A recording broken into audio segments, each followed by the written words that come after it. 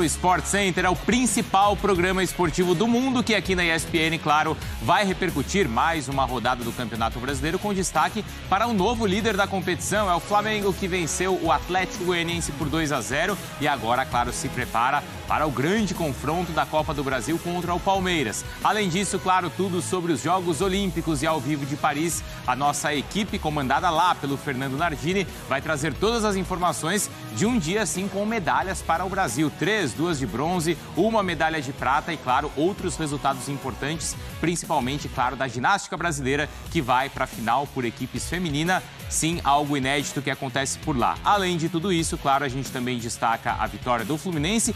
Tudo bem, Natália? Bom dia. Tudo bem? Bom dia?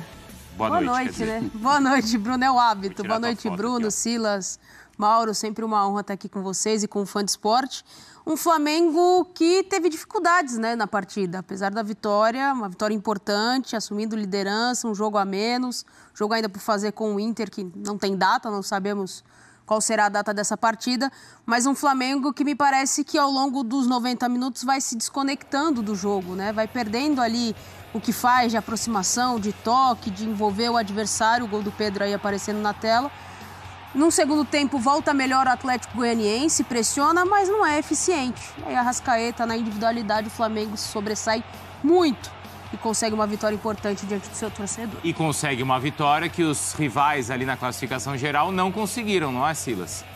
Abraço Bruno, Natália, presidente, um abraço pro Fã do Esporte também. O Flamengo não desperdiçou, né, Bruno? O Palmeiras jogando em casa, tudo para conseguir um bom resultado. Talvez a maior preocupação não seja nem o resultado, senão que o Lucas Estevão, né, e essa lesão, essa virada de pé que foi bem esquisita, né? Por outro lado, o Botafogo também deixando escapar lá no seu campo, né? Um jogo também contra um Cruzeiro que começa a mostrar as contratações e se fazer valer, né? O Seabra fazendo um lindo trabalho. Agora o Flamengo, como não tem nada a ver com isso, mesmo sem Bruno Henrique e sem De La Cruz, foi lá na sua casa. Carlinhos teve a chance de fazer mais um gol no final ali, deu uma titubeada. Mas o Flamengo volta à liderança e ainda tem algumas coisas para acontecer, mas lá em cima já não vai mexer por enquanto. Neste momento o Flamengo tem a mesma pontuação que o Botafogo, os dois têm 40 pontos, mas o Flamengo tem vantagem ali nos critérios de desempate e vale lembrar que ainda tem aquele jogo a menos com o Internacional. Contra o Internacional, o jogo ainda não tem data, mas o Flamengo é o líder com a mesma pontuação, mas com um jogo a menos. Mauro, boa noite. Boa noite a todos.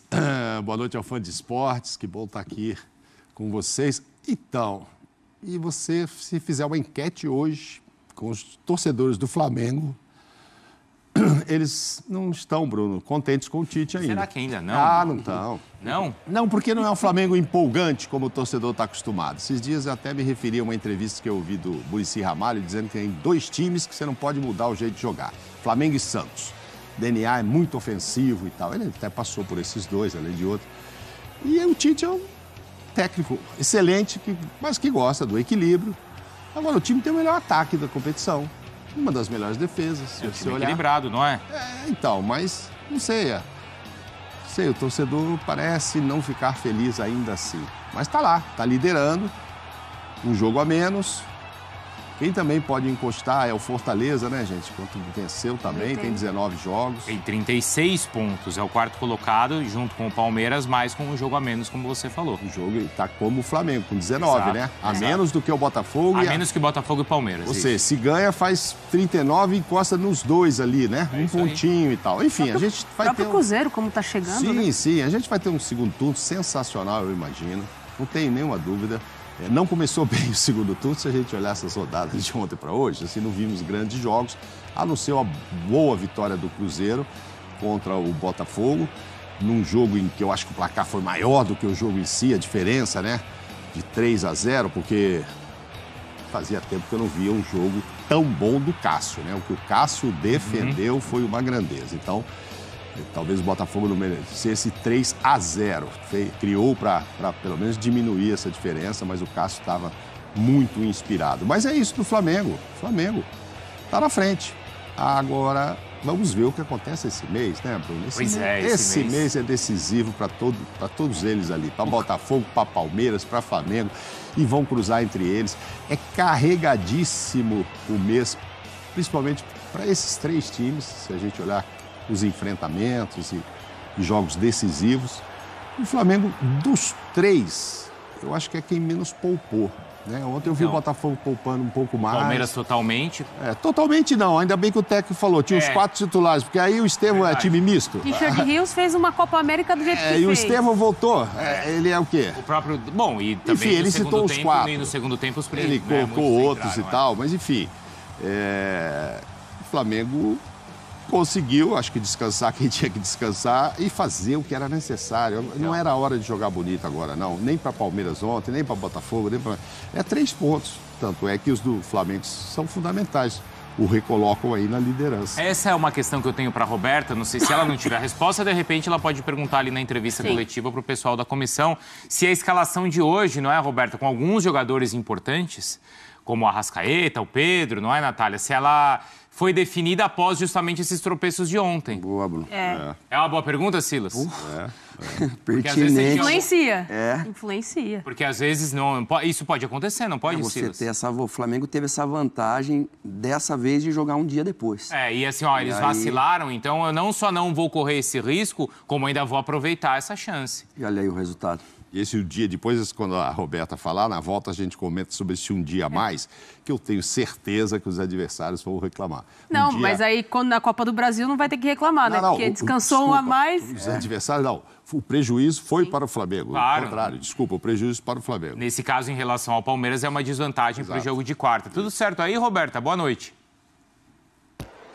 Tudo bem, Bruno? Tudo certo por aqui? Torcida praticamente toda já deixou o Maracanã. Temos um novo líder, o Flamengo, então, na ponta, ultrapassou o Botafogo. Tem os mesmos 40 pontos, mas por conta do saldo de gols. O Flamengo, então, 34 e o Botafogo, 31. Vocês falaram aí sobre poupar jogadores. Essa já era a expectativa para essa partida, justamente porque no meio da semana tem essa decisão pela Copa do Brasil contra o Palmeiras. O Arrascaeta e o Pedro já tinham essa expectativa deles jogarem essa partida. Mas se a gente conseguir perguntar ali na coletiva, pode deixar, Bruno, que eu levo a sua pergunta lá para o técnico Tite, se pesou esse dia a mais que o Flamengo teve com os tropeços dos adversários. Inclusive o Matheus Cunha começou como titular hoje, provavelmente o Rossi será titular na quarta-feira. O Matheus Cunha vinha jogando ali na Copa do Brasil, mas aí o Tite hoje coloca o Matheus Cunha e a expectativa é que o Rossi jogue aí no meio da semana. A gente falou de Arrascaeta, Pedro, e foi uma noite, de fato, do Arrascaeta. O Pedro, claro, marcou, fez o gol, o 10º gol dele no Campeonato Brasileiro. Já tem 30 gols na temporada. O Pedro, artilheiro isolado do Brasileirão. E o gol saiu depois do passe de Arrascaeta. O Atlético Goianiense, no finalzinho do primeiro tempo, até teve ali 2 chances, mas foi o domínio mesmo do rubro-negro na primeira etapa, com chances com Ayrton Lucas, Varela, Davi Luiz. No segundo tempo, o Flamengo levou uns sustos ali no comecinho dessa segunda etapa. O Matheus Cunha teve que trabalhar, o Atlético Goianiense chegando, o Flamengo tendo ali dificuldades para sair jogando, mas deu tudo certo, apareceu em posição técnica do Pulgar, ele deixou ali o Ayrton Lucas na boa, ele mandou para o meio e aí o Arrascaeta marcou, ovacionado pela torcida. E antes mesmo, quando saiu a escalação aqui no Maracanã, dos 11 titulares, o Arrascaeta e o Pedro foram os mais celebrados pela torcida. E o Mauro falou agora sobre o técnico Tite. Quando anunciaram o nome do Tite, algumas vaias, sim, aqui no Maracanã. Então, nem 100%, né, da torcida satisfeita, mas o Flamengo aí na liderança agora do Campeonato Brasileiro com decisões pela frente. Então fica agora aí os próximos passos que o Tite vai tomar. Lembrando que no final de semana, sábado, 2 jogadores estão suspensos. O Pedro, ele levou o 3º cartão amarelo, não joga contra o São Paulo pelo Campeonato Brasileiro. E o Luiz Araújo. E só pra gente fechar, o Gabigol entrou aos 27 minutos da segunda etapa na vaga do Arrascaeta. E aí ele fez ali uma reverência para o uruguaio quando entrou em campo. No finalzinho, o Flamengo teve uma boa chance aos 44 minutos. O Carlinhos Carlinhos, depois do cruzamento ali do Vinha, mas o goleiro do Atlético Goianiense fez então a defesa, salvou e o Flamengo sai então com esse resultado 2-0 aqui no Maracanã. Atlético Goianiense segue na lanterna e o Flamengo agora na ponta, nesse jogo dos extremos. Bruno, volto com vocês. Ô, Roberta, só em cima dessa questão levantada pelo Mauro, que você relatou também, da torcida, eu tinha a impressão que o torcedor, apesar de ser muito exigente, o torcedor do Flamengo, ele está aceitando mais esse momento de jogar, assim, talvez de maneira mais equilibrada, vamos falar assim, posso falar assim, Natália? Não sei se está aceitando, não. Então a pergunta é essa, está aceitando ou não está aceitando?